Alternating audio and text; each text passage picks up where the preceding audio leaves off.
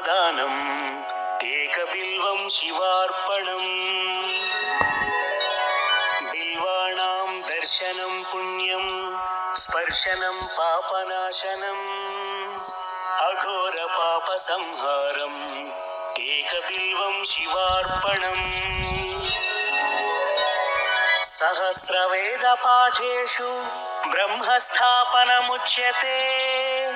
అనేక వ్రత కోటీనాం ఏకబిల్వం శివార్పణం.